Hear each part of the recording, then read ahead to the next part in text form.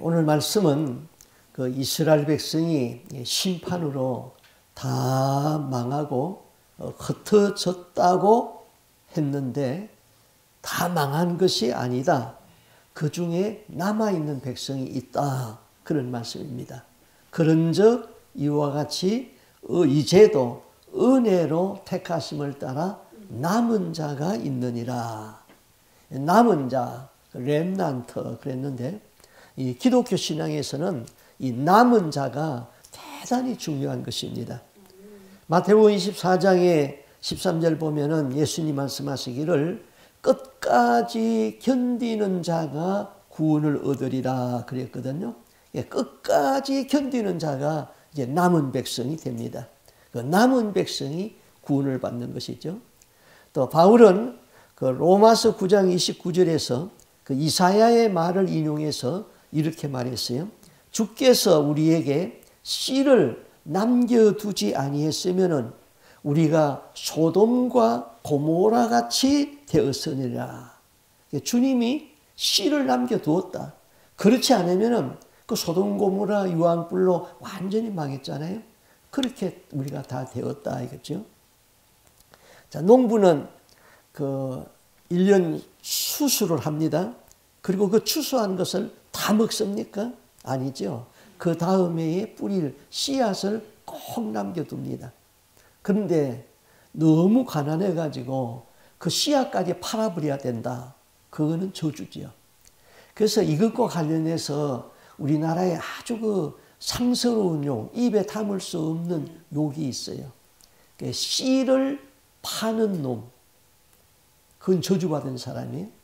그러니까 이제 씨를 파는 놈, 그게 욕인데 그 가운데 토씨를 다 빼버리고는 욕을 한다고요.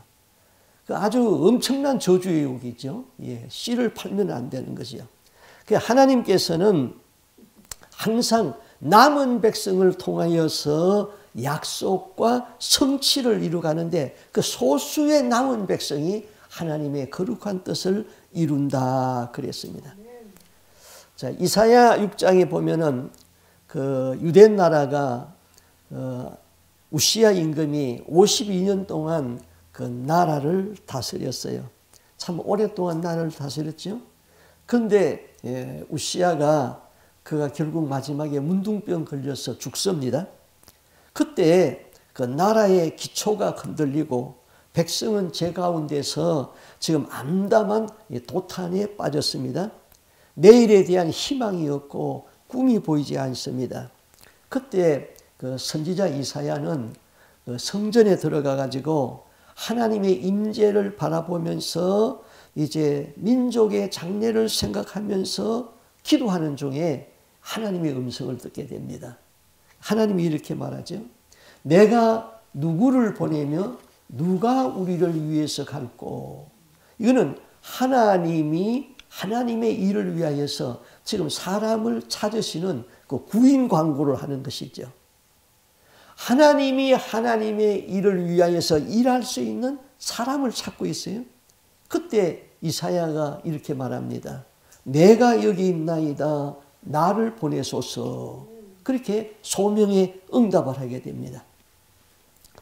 하나님은 이사야에게 장차 이 나라가 죄로 인하여서 망하고 이 백성이 포로가 되어가지고 이방 나라에 끌려가서 종이 된다는 사실을 다 알려주었습니다. 그러나 그 중에서 남은 자들이 있어가지고 그들이 이 땅의 씨앗에 거룩한 그루터기가 될 것이다. 그런 말씀을 했어요. 그래서 이사야 6장 13절에서 이렇게 말하죠. 밤나무 상수리나무가 배임을 당하여도 그 그루터기가 남아있는 것 같이 거룩한 씨가 이 땅에 그루터기니라. 자, 큰 밤나무가 있는데 베었어요. 죽었죠, 그러면은. 그런데 그 뿌리가 살아있어 가지고 거기서 다시 새싹이 나오더니 가지가 되고 나무가 되고 열매를 맺습니다. 이스라엘이 심판을 받아서 그 나라는 망하고 그 백성은 다 흩어지고 바벨론으로 끌려갔습니다. 다 망한 줄 알았는데 하나님을 섬기는 뿌리가 살아있어 가지고 그 뿌리에서 다시 새싹이 나서 나라를 이룬다는 것이죠. 저는 이 말씀 생각하면 좀 부끄러운 감정이지만은 살아있는 감정이니까, 제가 64살에 직장에 암이 생겼어요. 그래서 병원에 가서 검사를 했는데 직장암 3기래요. 4기면 죽잖아요. 근데 3기인데 수술을 해야 되는데, 수술을 하면은 죽고 사는 확률이 50대 50이래요. 그 이제 비상이 걸렸죠. 우리 온 가족이 이제 금식하고 기도하고, 교회에서도 통성으로 매일 기도하고, 저희 집 사람도 금식하며 기도하고, 저도 놀래가지고 기도하고. 근데 저희 셋째 딸이 좀 영성이 굉장히 밝아요. 남편이 목사거든요. 기도 응답을 받은 거를 나한테다가 이야기를 해주고 그림을 그려서 보냈어요. 그림을 그려. 어떻게 하면 까만 관이 있는데 내가 그 안에 누워 있는 거예요. 이 관이 쭉 나가는 거예요. 저 끝에 가면 이제 죽는 거예요. 아, 우리 아빠 죽었구나. 근데 그 관이 쭉 나가더니 다시 백에서 또 나오는 거예요. 그랬더니 거기서 사람이 내가 뻘떡 일어나는 거예요. 아, 또 사는구나. 그러니까 이런 걸 보내줬어요. 전 이제 그걸 보고 왜 까만 관일까? 까만 거는 죄거든요. 죄의 상징이거든요. 아, 나한테 회개하지 아니한 죄가 있구나. 그럼 다시 백에서 나올 적에는 회개를 해야지 산다는 걸 그 정도는 내가 깨닫거든요. 회개가 되면은 살겠구나. 그러니까 열심히 기도를 했어요. 제 집사람은 기도를 하는데 저를 위해서 금식 기도도 일주일 한 걸로 제가 알고 있어요. 기도하는데 제 환부에 암이 이렇게 밤송이만한, 알밤만한 것이 이렇게 탁 붙었는데 거기에다가 하얀 실버 십자가 탁 붙었어요. 아, 이 암이 녹아지는구나. 또 산다는 거죠. 그런데 또 한 번은 우리 교회에 권사님 한 분이 있는데 지금도 그분 저를 위해서 기도하고 있어요. 저도 매일 기도하지만은 이제 헤어진 지가 13년이 되었는데도 늘 저의 이름을 부르면서 기도하고 있어요. 이제 나이가 이제 근 90이 다 되었는데요. 이분이 기도를 많이 하는데 기도를 하고는 어느 날 응답받은 것을 저한테 말했어요. 바로 이 밤나무 상수리 나무가 배임을 당하여도 그 그루터기가 남아있는 것 같이, 그 말씀이었어요. 근데 고목나무가 있는데 고목나무가 죽었어요. 근데 그 밑에서 뿌리에서 가지가 또 올라오더니 그게 또 살아나는 거예요. 저를 위해서 기도하다가 환상을 보았어요. 그것도 산다는 얘기잖아요.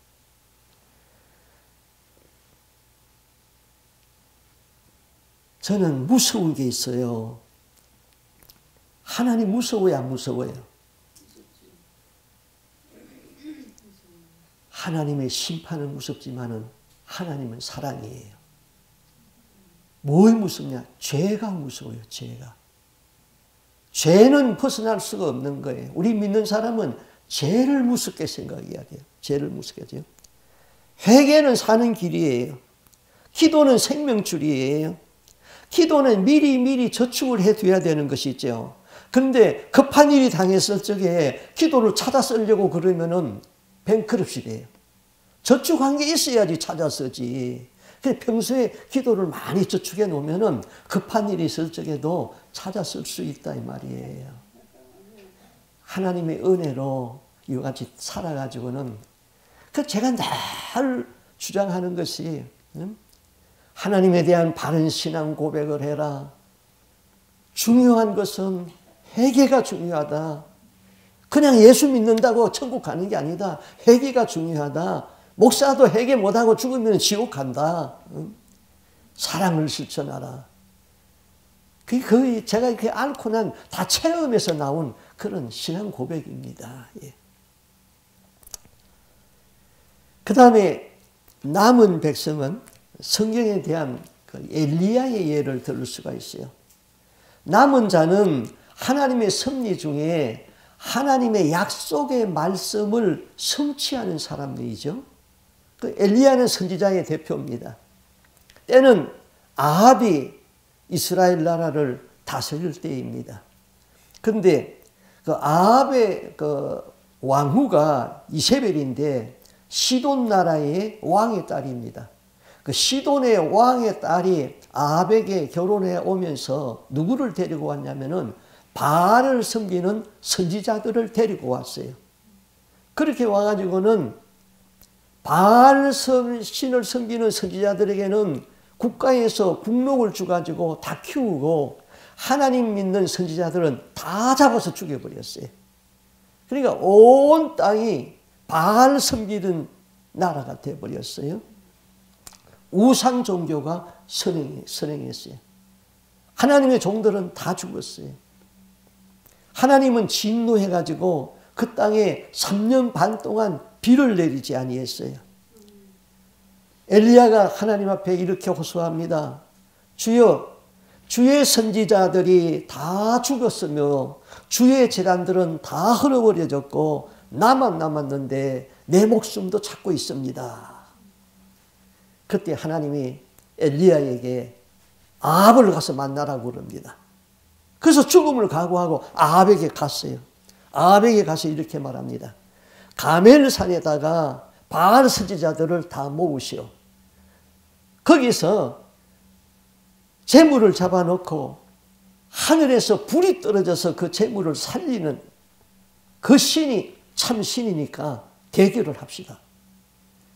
바알이 전국에다가 바알 선지자들, 아세라 선지자들을 다 모으라. 가멜산으로 모으라. 그 가멜산에 다 왔어요. 바알 선지자 450명과 아세라 선지자 400명이 가멜산에 모였어요. 하나님 섬기는 선지자는 엘리야 한 사람입니다. 말합니다. 자, 재물을 잡아놓고 하늘에서 기도를 해서 하늘에서 불이 내리는 그 신이 참신이다. 바알 선지자들도 오케이, 그렇게 하자. 너희가 숫자가 많으니까 너희들이 먼저 해라. 송아지를 잡아놓고 아침부터 바알을 부르기 시작합니다. 바알이여, 바알이여, 불을 내려주옵소서, 불을 내려주옵소서, 재물을 태우소서. 불이 안 내려와요. 이 사람들이 급했어요. 이제는 막 뛰기 시작했어요. 그래도 안 돼요. 칼을 가져와서 자기 몸을 그리면서 피를 흘렸어요. 그러면서도 바알을 불렀어요. 바알은 응답이 없었습니다. 엘리야가 해질녘이 돼가지고 야, 너희들의 신은 출장 갔는가 보다. 너희들 신은 주무시는가 보다. 내가 하마. 송아지를 잡아놓고 여기다 갖다 물을 갖다 부으라. 갖다 물을 흥건히 갖다 부었어요. 그리고 엘리야가 하나님께 기도합니다. 여호와여, 불로 응답하소서. 여호와의 참신이, 여호와의 신이 참신인 것을 이 백성으로 알게 하여 주시옵소서. 그 순간에 하늘에서 불이 떨어져 가지고는 재물을 다 살려고 도랑의 물까지 다 핥아버렸습니다. 그때에 그 백성들의 흥분을 한번 생각해 보십시오. 바알 선지자들이 겁이 나가지고는 도망가려고 했습니다. 백성들아 들으라. 하나님만이 참신이다. 그는 불을 내리시는 하나님이요, 그는 비를 내리시는 하나님이시다. 하나님만이 민족의 유일한 소망이시다. 엘리야는 도망가는 바알 선지자들을 체포하라고 백성들에게 명령을 했습니다. 백성들이 도망가는 바알 선지자 450명을 붙들어 가지고는 기손신에 들어가 가지고는 다 돌로 처단해서 죽여버렸습니다. 여호와만이 참신이요, 여호와 종교의 큰 승리를 선포한 것입니다. 바알 선지자들이 다 죽었어요.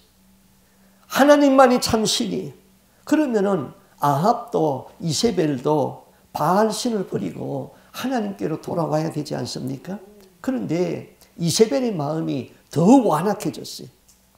왕 이세벨이 사자를 엘리야에게 보내서 이렇게 말합니다. 내일 이맘때에 정령 네 생명을 내가 죽이리니 그렇지 아니하면은 신들이 나에게 벌을 내릴 것이다. 왕후 이세벨은 엘리야를 체포하라는 명령을 내렸습니다. 엘리야가 그 소식을 듣고 낙담이 되었습니다. 그는 도망을 갑니다. 엘리야는 가멜산에서 하루를 달려가지고 브엘세바까지 왔습니다. 거기다가 자기 종을 남겨두고 다시 40일을 밤낮 걸어서 멀리 호렙산까지 왔습니다. 엘리야는 호렙산 깊은 동굴에 숨었습니다. 엘리야는 이세벨을 피하여서 멀리 도망을 갔어요. 그때 호렙산 동굴 앞에서 하나님의 음성이 들립니다. 엘리야야, 네가 어찌하여 여기 왔느냐? 주여, 내가 하나님을 위하여서 열심히 대단합니다. 이스라엘 자손들이 주의 언약을 버렸습니다. 하나님의 선지자들을 다 죽였습니다. 나만 홀로 남았는데 이제는 저희가 내 생명까지 찾고 있습니다. 엘리야야, 굴에 가서 입구에 서 있거라. 엘리야가 굴에서 나와서 굴 입구에 서 있습니다. 강한 바람이 불어옵니다. 그 바람에 태풍에 바위가 깨집니다. 지진이 일어납니다. 그러더니 숲풀에서 지진에서 불이 나오더니 숲풀을 막 살라버렸습니다. 엘리야는 굴 입구에서 바람과 깨지는 바위와 땅이 흔들리는 지진과 불에 타는 숲풀을 바라봅니다. 하나님의 말씀은 깨지는 바람 속에서도 없었습니다. 지진 가운데서도 없었습니다. 불 가운데서도 없었습니다. 열왕기상 19장 11절 이하에 보니까 이렇게 말했어요. 여호와께서 가라사대 너는 나가서 여호와 앞에서 산에 섰으라 하시고 여호와께서 지나가시는데 그 여호와 앞에 크고 강한 바람이 산을 가르고 바위를 부수나 바람 가운데 여호와께서 계시지 아니하고 바람 후에 지진이 있으나 지진 가운데서도 여호와께서 계시지 아니하고 지진 후에 불이 있으나 불 가운데서도 여호와께서 계시지 아니하고 불 후에 세미한 소리가 있는지라. 엘리야는 전혀 새로운 방법에서 주님을 다시 만납니다. 하나님 말씀하잖아요. 잠잠하고 고요한 가운데서 말씀하십니다. 이사야 30장 15절에 그러죠. 주 여호와 이스라엘의 거룩한 자가 말씀하시되 너희가 돌이켜 안연히 처하여야 구원을 얻을 것이요 잠잠하고 신뢰하여야 힘을 얻을 것이오늘 너희가 원치 아니했다. 이사야 30장 18절에 또 말합니다. 여호와께서 기다리시나니 이는 너희에게 은혜를 베풀려 하심이라. 여호와께서 일어나시리니 이는 저희를 긍휼히 여김이라 하심이라. 대저 여호와는 공의의 하나님이라. 무릇 그를 기다리는 자는 복이 있느니라. 잠잠하여 신뢰하라. 기다리라. 하나님은 세미한 가운데서 말씀합니다. 엘리야에게 하나님의 말씀이 임했습니다. 엘리야야, 너는 네가 왔던 길을 돌이켜 돌아가라. 하나님, 나는 이세벨을 피하여서 멀리 멀리 도망하고 왔습니다. 가멜산에서 브엘세바까지, 브엘세바에서 호렙산까지 40주야를 걸어서 왔는데 나를 보고 돌아가라고요. 하나님은 엘리야에게 남은 사명을 말합니다. 너는 네 길을 돌이켜서 광야를 지나가서 다메섹에 가거든 하사엘에게 기름을 부어 아람 왕을 세우고 너는 님시의 아들 예후에게 기름을 부어서 이스라엘의 왕이 되게 하고 너는 사밧의 아들 엘리사에게 기름을 부어서 너를 대신하여 선지자가 되게 하라. 다메섹에 가서 이르거든 하사엘에게 기름을 부어서 아람 나라의 왕이 되게 하고 아람은 당시 이스라엘 주위에 있는 강대국 아수르 나라인 것입니다. 이스라엘이 나중에 아수르 나라에 의해서 심판을 받아서 멸망당하잖아요. 아합이 다스리는 이스라엘이 아람 나라에 의하여서 망한다는 것을 지금 말해주고 있는 것이죠. 예후에게 기름을 부어서 이스라엘의 왕이 되게 하고, 예후는 혁명을 일으켜서 아합 왕가를 완전히 다 죽여버리는 그런 장군이었습니다. 그 예후에게 기름을 부어서 이스라엘의 왕을 세우라. 엘리사에게 기름을 부어서 너를 대신하여 선지자가 되게 하라. 왕을 세우는 일은 정치에 관한 일이에요. 선지자를 세우는 일은 종교에 관한 일이에요. 하사엘에게 기름을 부어서 아람 나라의 왕을 세우는 것은 이방인을 위한 일이에요. 예후를 이스라엘의 왕으로 세우는 일은 이스라엘 나라를 위한 일이에요. 종교에도 정치에도 이방 나라에도 국내 문제에도 엘리야를 기다리는 일이 지금 산적해가지고 있는 것이죠. 사명자에게 이루어야 할 남은 사명이 있다는 것입니다. 그리고 하나님은 엘리야에게 깨우쳐 주었습니다. 내가 아직도 바알에게 무릎을 꿇지 아니한 7,000명을 숨겨두었느니라. 엘리야는 하나님의 백성들이 다 죽은 줄 알았는데 하나님이 하나님을 위하여서 7,000명을 숨겨두었다는 겁니다. 이들이 남겨둔 사람들이에요. 엘리야는 자기는 할 일을 다 했다고 이제는 죽기를 구했는데 아직도 할 일이 남아있다는 겁니다. 그 남은 사명이 있다는 것이죠. 아람 나라 왕을 기름 부어 세우고 아합을 이어서 이스라엘 왕이 될 사람 예후에게 기름을 붓고 너를 이어서 하나님의 사람 엘리사에게 기름을 부어라. 아직도 할 일이 남아있고 남은 사명이 있다는 것이죠. 이것이 남은 백성의 사상인 것입니다. 하나님은 남은 백성을 통하여서 일을 하십니다. 하나님을 위하여서 바알에게 무릎을 꿇지 한 7,000명을 남겨두었다고 그랬는데 이것은 전적으로 하나님의 주권이죠. 이스라엘이 다 망한 것 같지만은 하나님도 아직도 남은 백성을 두었다. 중국이 공산화된 것은 1949년이죠. 중국에는 1949년까지 서양 선교사들이 들어와 가지고 복음을 전했습니다.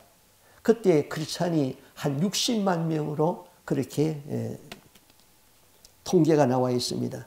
그런데 그 모택동이가 정권을 잡으면서 문화혁명을 일으켰습니다. 그리고 농촌 산간 벽지까지 다 다니면서 예수 믿는 사람들을 깡그리 잡아다가 감옥에다 집어넣고 숙청시키고 죽이고 그랬어요. 그때 서방 나라 사람들은 중국의 문화혁명이 일어난 이후에는 중국의 기독교는 지상에서 말살되었다. 그렇게 생각했습니다. 그런데 하나님께서는 중국에 지하교회를 남겨두었습니다. 중국의 지하교회 성도들은 공안들의 눈을 피하기 위하여서 밤 12시부터 새벽 3시에 예배를 드렸습니다. 찬송을 하면은 입이 안 되니까 입모양으로 하면서 입으로만 찬송을 불렸어요. 소리를 못 내니까. 기도를 할 수 없으니까 모포를 뒤집어 쓰고 거기서 기도를 했어요. 중국의 선교는 사람의 선교가 아니라 하나님의 선교였습니다. 하나님은 중국의 지하교회를 남은 자로 두었습니다. 지금 중국의 인구가 약 15억 된다고 그러는데 2억이 크리스찬입니다. 세계의 거대한 기독교 국가가 된 것이잖아요. 이북에서는 기도하고 싶어도 마음껏 부르짖을 수 있는 자유가 없습니다. 헌금을 바치고 싶어도 헌금을 받을 수 있는 사람도 없고 기관도 없고 교회도 없습니다. 모여서 예배하고 싶으나 모일 수 있는 교회가 없습니다. 그래도 그 땅에 하나님은 남은 백성을 두었습니다.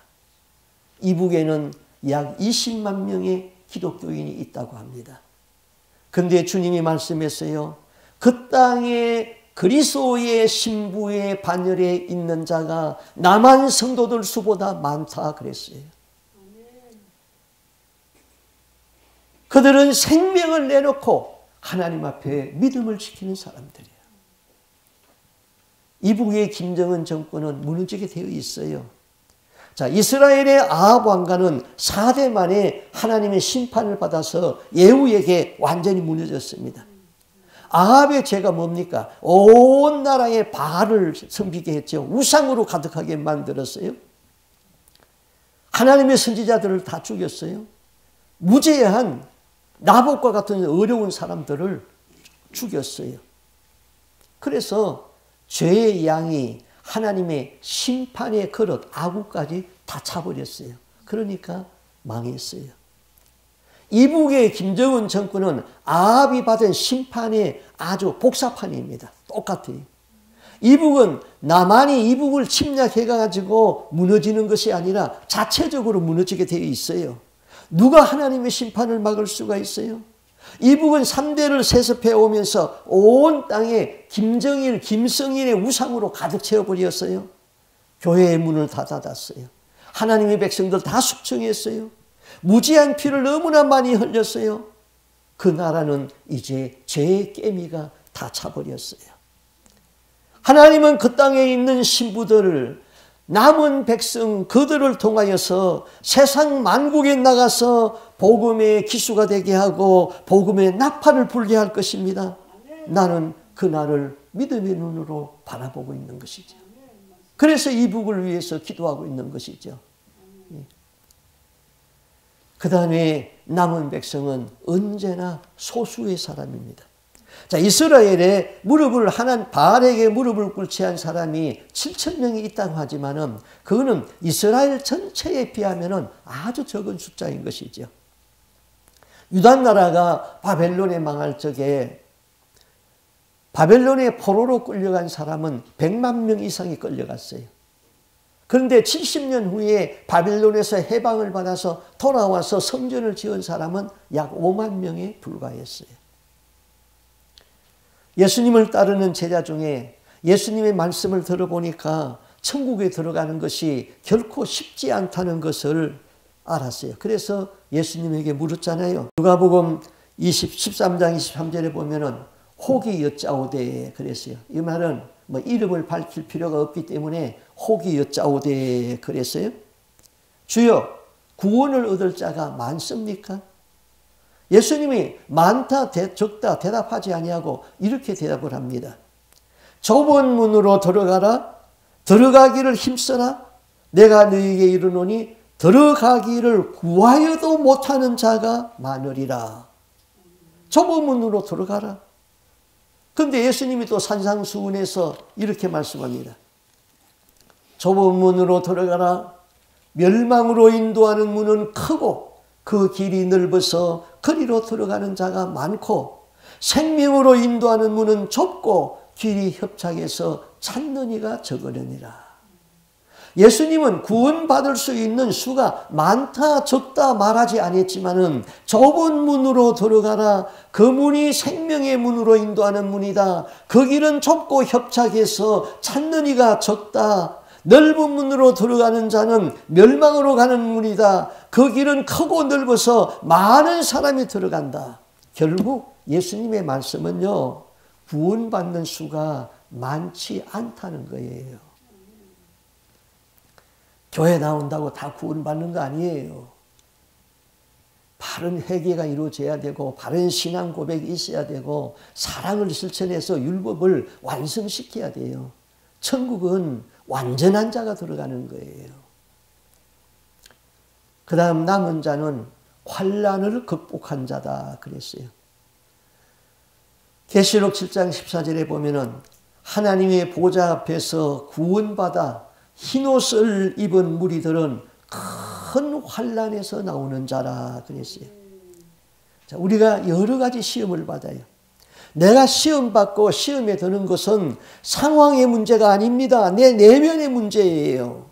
내게서 은혜가 떨어지고 내 등에 기름이 말라가면은 어떤 상황이 와도 시험이 됩니다. 그들은 큰 환난을 통과할 수가 없어요. 그러나 나에게 은혜가 있고 내 등에 기름이 충만하고 성령이 충만하게 되면은 큰 환난도 통과할 수가 있는 거예요. 남은 자는 큰 환난을 통해서 나오는 자라. 제가 어렸을 적에는 시골에서 자랐어요. 저희 집에 뒷뜰에 감나무가 있었습니다. 근데 감나무가 봄이 되면은 이제 감꽃이 펴요. 그 감꽃에서 감이 열리거든요. 근데 하룻밤 자고 나면은 밑에 땅이 하얗게 감나무 꽃이 떨어져요. 이렇게 다 떨어지면 감이 어떻게 열리지? 근데 이제 조금 지나면은 감꽃이 떨어지고 나면 이제 감이 조그마한 것이 열려요. 근데 또 하룻밤 자고 나면은 한번 태풍이 지나고 나면은 그 감열매가 또 땅이 그냥 누렇게 다 깔려버려요. 야, 감이 이렇게 해가지고 열릴까? 그 다음에 여름에 또 태풍이 오면은 감이 막 떨어져요. 또 남은 거는 또 벌레들이 먹어요. 까치가 와서 먹어요. 그리고 나서 가을에 남은 감을 수확을 하는 것입니다. 남은 감이 있어요. 큰 솔나무가 자라서 거기에는 1년에 솔나무가 될 수 있는 씨앗이 100만 개가 더 떨어진다는 거예요. 그런데 100만 개가 더 떨어지는 그것이 다 거송이 됩니까? 어떤 것은 썩어 없어져 버려요. 어떤 것은 불에 타버려요. 어떤 것은 싹이 났으나 얼어서 죽어버려요. 또 싹이 났으나 화목으로 다 잘려가 버려요. 나중에 거목이 되는 것은 100만 개의 씨앗 중에서 불과 두서너 그루가 거목으로 자란다고 합니다. 이 세상에서 성공하는 사람은 예외 없이 시련과 환난을 극복한 사람들이죠. 그래서 조각가 로댕은 이렇게 말했습니다. 극렬히 자신을 단련한 자 외에는 미술관을 보지 말라. 또 시인 괴테는 이렇게 말했어요. 어두운 밤에 눈물 젖은 보리떡 한 조각을 먹는 자 외에는 참 인생을 모른다. 눈물 젖은 빵을 먹어보지 아니한 자, 임종하는 친구 곁에서 밤을 새워보지 아니한 자, 해산하는 아내 곁에서 산고의 신음소리를 들어보지 아니한 자는 인생을 논하지 말라 그랬습니다.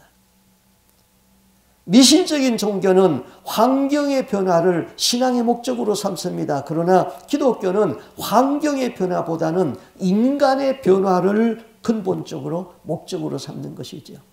기독교는 사람이 변하여서 환경을 변화시키는 것이 신앙의 목적입니다. 그러므로 하나님은 사랑하는 자녀일수록 채찍질을 하고 고난과 역경으로 그를 훈련시켜서 남은 자가 되게 하는 것이죠. 하나님의 사역은 남은 자가 이룹니다. 이들은 큰 환난과 시험에서 이기고 나오는 사람입니다. 결코 많은 수가 아닙니다. 자기를 극렬히 단련한 자들입니다. 지금도 역사는 하나님의 손에서 하나님의 때와 하나님의 목적을 향하여서 계속 달려가고 있습니다. 새하늘과 새 땅이 도래되는 그 역사의 문을 향하여서 지금도 전진하고 있습니다. 하나님은 심판하시고 구원하시는 그 역사 속에서 하나님의 일을 이루는 그 구속사역을 누가 이룹니까? 남은 백성이 이루는 것이죠. 온 세상은 우상으로 더러워질 것이고 온 세상은 정욕으로 더러워질 것이고 온 세상은 탐심과 환락에 빠져 있으나 그래도 그 가운데서 남은 백성이 있다. 그들이 하나님의 나라를 이루어 나갈 것이고 천국을 상속받을 것이다. 주님은 그렇게 말씀합니다. 그 다음에 이 남은 자는 멸망 중에서 구원받는다 그랬어요. 모든 사람이 죄악 중에서 멸망하고 하나님의 심판을 견디지 못할 그때에도 하나님은 남은 백성을 둡니다.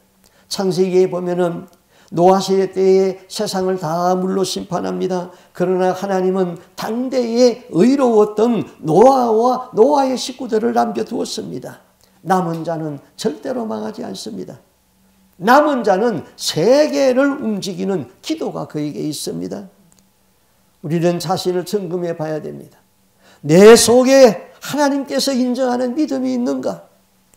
내 속에 하나님을 기쁘게 하는 순종이 있는가? 내 등에 기름은 마르지 아니했는가? 이것을 붙들고 있는 한 하나님은 그들을 붙들고 남은 자로 쓰시는 것이지요. 누가 남은 자가 됩니까?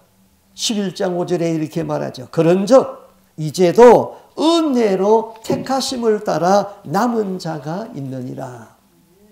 남은 자는 은혜로 택하심을 따라 그랬습니다. 하나님은 많은 은혜를 받은 자가 택하심을 받는다 그랬어요. 자신이 남은 자로 남겠다고 발부둥 쳐서 남는 것이 아니라 위로부터 하나님의 은혜를 받은 사람. 은혜는 그려주는 거예요. 은혜는 깨달음에서부터 옵니다. 마음에 굳은 살이 생기면 완악하여져서 깨달을 수가 없습니다. 마음에 굳은 살이 생기면 찬송을 해도 감동이 없습니다. 하나님의 말씀을 들어도 믿어지지가 않습니다. 은혜가 없으면 눈물도 없습니다. 2차 대전 당시에 독일이 영국을 공격했습니다. 영국의 국왕은 윈스턴 처칠에게 전시내각을 구성하라고 명령했습니다.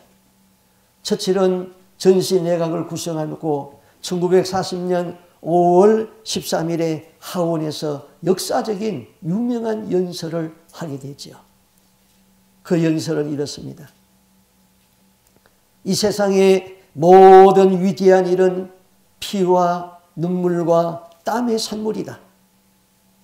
피는 용기의 심벌이요, 눈물은 정성의 상징이요, 땀은 근면의 표상이다. 우리는 피를 흘려야 할 때가 있고 눈물을 흘려야 할 때가 있고 땀을 흘려야 할 때가 있다. 피를 흘려야 할 때 피를 흘리지 아니하면 남의 나라의 노예가 된다. 눈물을 흘려야 할 때 눈물을 흘리지 아니하면 동물의 차원으로 전락한다. 땀을 흘려야 할 때 땀을 흘리지 아니하면 빈곤의 나락에 빠진다. 국민 여러분, 내가 바칠 수 있는 것은 오직 피와 눈물과 노고의 땀밖에 없습니다.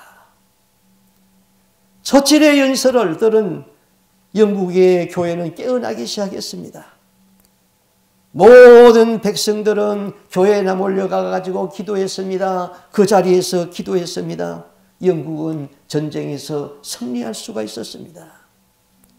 깨달을 수 있는 마음이 은혜예요. 회개할 수 있는 마음이 은혜예요. 헌신할 수 있는 마음이 은혜인 것이지요. 그러면은 이 남은 자들은 어떻게 살아야 됩니까? 남은 자들은 절대로 무슨 일을 당해도 절망해서는 아니 됩니다. 낙심해도 아니 됩니다. 1871년에 시카고에서는 10월 달에 조그마한 화재가 바람을 타고 온 도시를 다 삼켜버렸습니다. 오늘날 시카고에 가서 시카고의 그 호텔 높은 데서 야경을 보면은 세계에서 가장 아름다운 야경의 도시가 시카고입니다. 왜냐하면은 시카고가 온 도시가 다 타버렸기 때문에 그 위에 도시 설계를 그렇게 했던 것이죠. 시카고에 있는 어느 가게에서 그 가게가 몽땅 다 타버리고 잿더미만 남았습니다. 다음 날 아침에 잿더미가 된 상점 앞에 이런 표말이 붙었습니다. 이 상점 안에 있는 모든 물건들은 다 타버렸습니다.